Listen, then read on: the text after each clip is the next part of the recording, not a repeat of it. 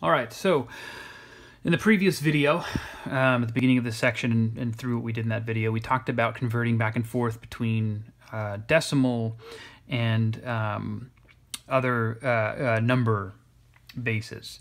What we want to talk about now is converting between some of those bases that I singled out at the beginning of this section that are relevant in computer science. Base 2, which we call binary, base 8, which we call octal, and base 16, which we call hexadecimal. And again, I had mentioned that these are important number bases, specifically in computer science. And the reason for that, binary in particular, is because computers technically can only represent two different states. We call them states. They think of pieces of information like a switch, on or off. And by stringing together different sequences of the states on and off, you can construct numbers, among many other things. So on and off, those are obviously words, but to a computer, it interprets on as the number 1 and off as the number 0. So if you have any familiarity with binary, you know that numbers look like strings of 1s and 0s, and that's the reason why. The reason octal and hexadecimal are also common in computer science is because those are powers of 2. And as we're going to see, as we kind of work through some of the stuff we're about to do, there's a shortcut for converting between number bases where one is a power of the other. So let's go ahead and take a look at that. Before we convert between binary, octal, and hexadecimal, I want to look at just converting from decimal to binary. Okay, now, one thing you may have noticed in some of the examples that we did, let me go back to the very beginning.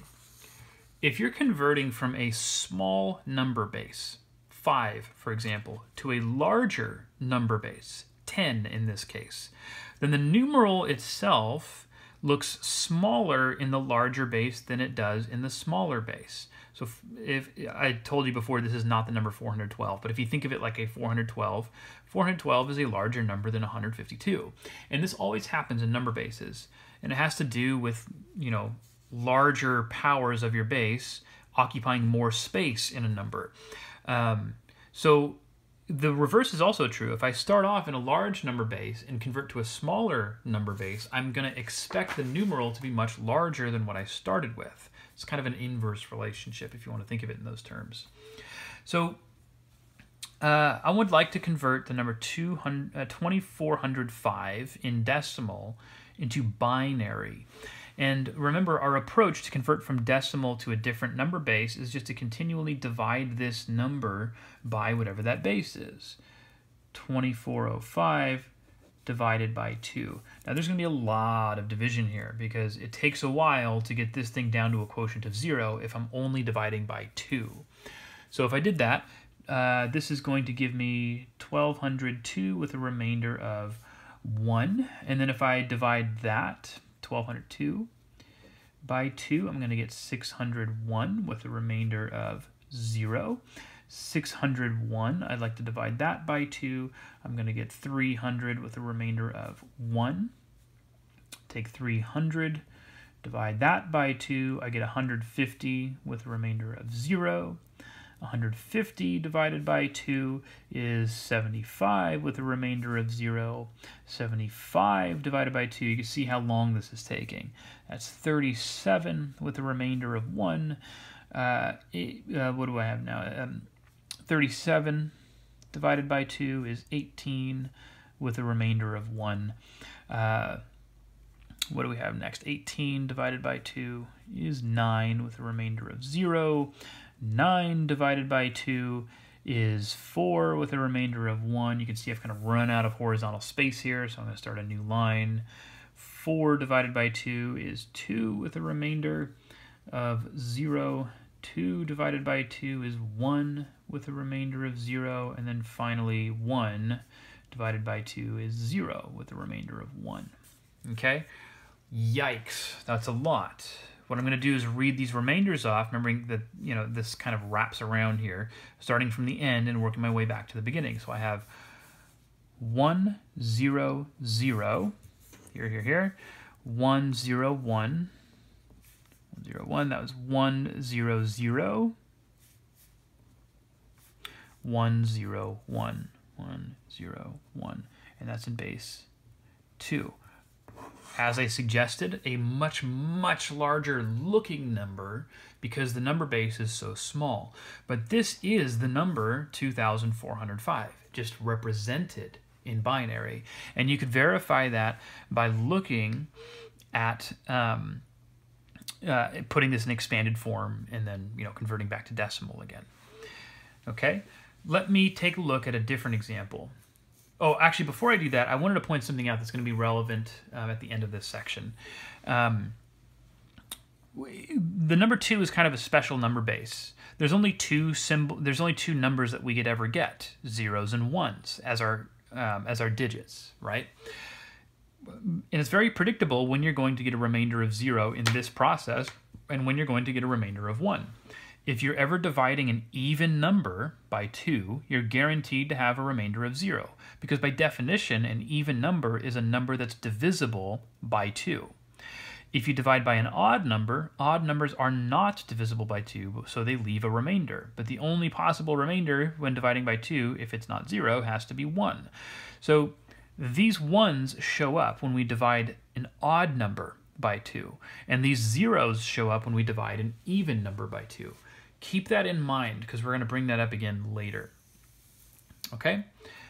Here, I want to convert the number 1001101 from binary, base 2, into decimal. And we know that when we're converting from an alternative number base into decimal, we just write this in expanded form and then do the arithmetic. Now, there's a lot of digits here, not as many as our previous example, but still a lot. Writing this in full expanded form is going to take up a lot of space. And one thing we want to take advantage of here is the fact that binary numbers tend to have a lot of zeros. And I know that if I, for example, if this is the ones place, this would be the twos place, 2 to the power of 1. If this is a 0 here, this means that in expanded form, I'm going to have 0 times 2 to the power of 1 in my expanded form. But 0 times anything is 0, and it's not going to actually contribute anything to that sum. So what I'm going to do to make things more efficient, even though we normally don't do this, when I'm converting from binary to decimal, I'm only going to write the terms in my expanded form that come from digits that are ones, and I'm going to ignore the zeros. So now I just want to think in terms of what place value we have. If this is ones, this would be 2s, 4s, 8s, 16s, 32s, 64s. Notice I'm going up by powers of 2 there. So this is 1 times 64. Okay? Working backwards, 32s, 16s, 8s. So this is the 8s place. So plus 1 times 8. I have a 1 in the 4's place as well. 1 times 4. I have a 0 in my 2's place, so we ignore that. And then I have a 1 in my 1's place. 1 times 1. Okay? If I were to add all of these up, notice the 1s themselves are even kind of unnecessary because multiplying any of these numbers, 64, 8, 4, or 1, by 1 doesn't change them. So I could have just written 64 plus 8 plus 4 plus 1.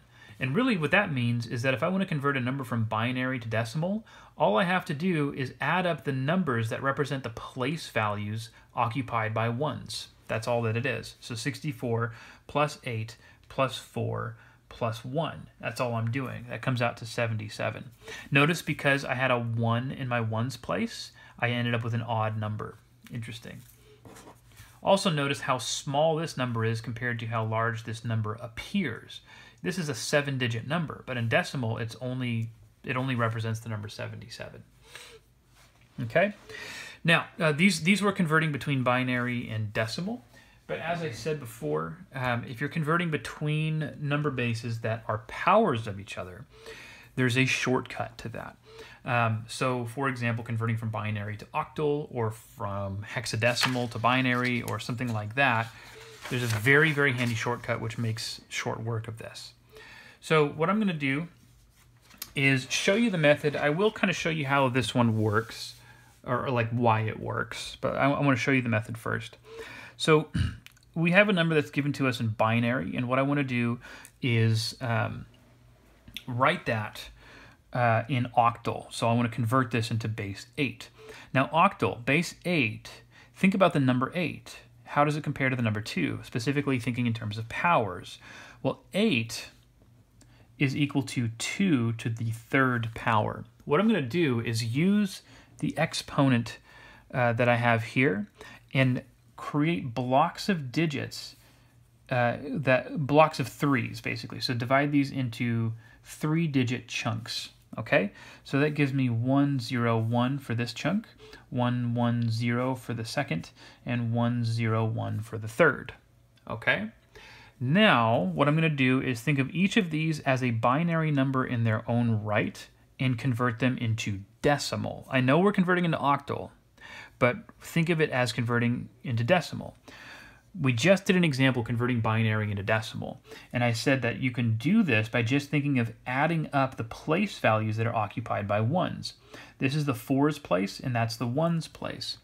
So this is 4 plus 1, which equals 5. 110 is 4 plus 2, which equals 6. 101 is, we've already done this, 4 plus 1, which equals 5. In octal, this will be the number 5, 6, 5. Octal is base 8, so I write an 8 down there. Notice I didn't have to do any long division. I didn't have to write anything out in expanded form. I simply blocked this off into chunks of 3 digits, converted them using that little shortcut, and then the resulting numerals were the numbers that or the digits in my octal form for that number. Why does this work? Well, I'm going to attempt to write this number out in expanded form really quickly to give you a sense of where this is coming from.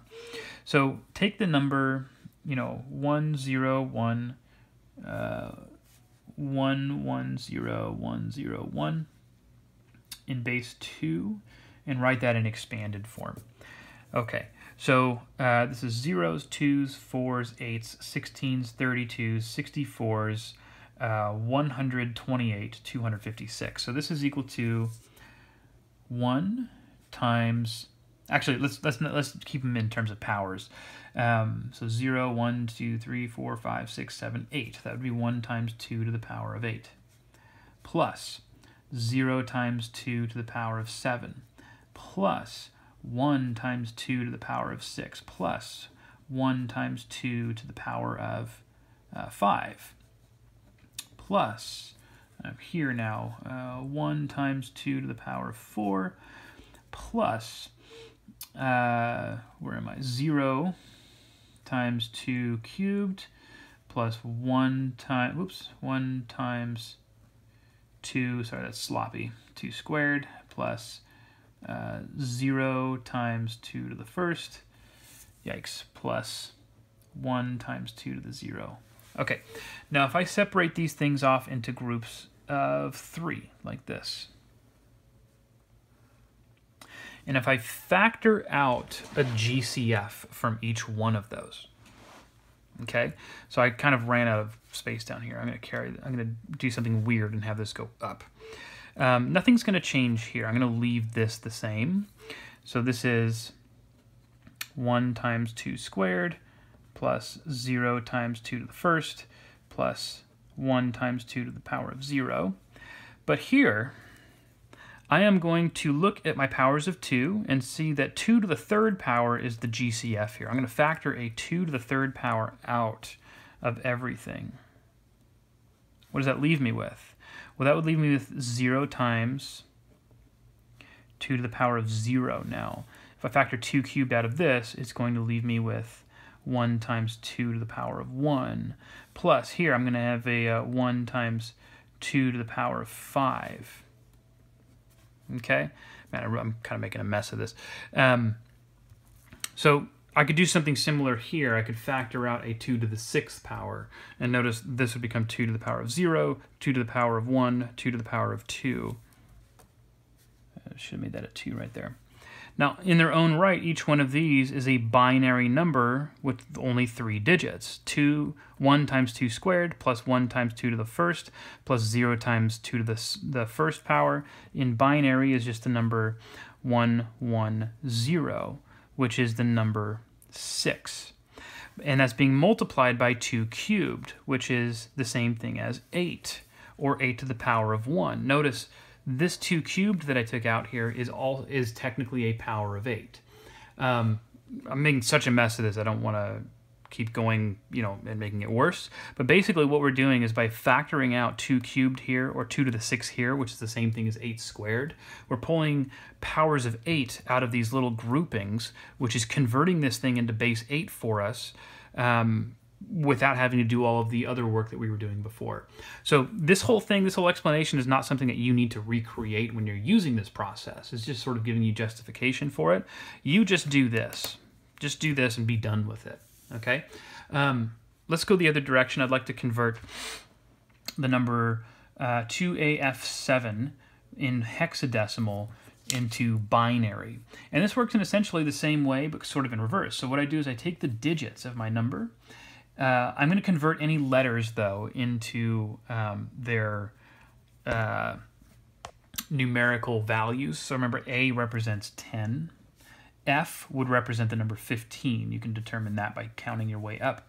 And then 7. So these are the 4 digits with the letters converted into their values. What I'm then going to do is convert each of these numbers into a 4-digit binary numeral. 4 digits because 16 is 2 to the power of 4. So what would that convert to? Well, 7 is 0, 1, 1, 1. And I'm going to let you determine where I'm coming up with these conversions from, because we've now already seen how to convert from decimal to binary. It's also easy to check. Remember, the place values here are 1, 2, and 4. 4 plus 2 plus 1 is 7. 15 in binary looks like 1, 1, 1, 1. 10 looks like 1, 0, 1, 0. And 2 technically only looks like 1, 0, but remember, I'm using 4-digit numerals here, so we can write it that way. Now what I'm going to do is take these blocks of 4 digits each and push them together, and that's my answer. That's going to be my binary form of that number. However, what I'm also going to do, because this is typically what we would do in Hindu Arabic also, is if there's leading zeros, meaning any zeros to the left of the number, I'm going to just delete those because they don't affect anything. So I'm really just going to think of this last one as 1, 0, and then I have 1, 0, 1, 0, 1, 1, 1, 1, 0, and then 3 ones. And this is in base 2. Okay? So that's considerably easier. Again, I kind of sped through converting these into binary. So especially as you're getting used to this, it'll probably take you a little bit more time and work to get from here to here and here to here and so on. But binary, once you've done it a few times, you start to see faster techniques that you can kind of do in a mental math sort of a way. That's technically it for section 4.4, but I am going to give you one more part. I'm going to give you a third video for this section where I'm going to take what we just talked about, working with binary, and use it to explain why Egyptian multiplication works the way that it does, the multiplication technique that we talked about back in 4.1. So that's going to be in the last video.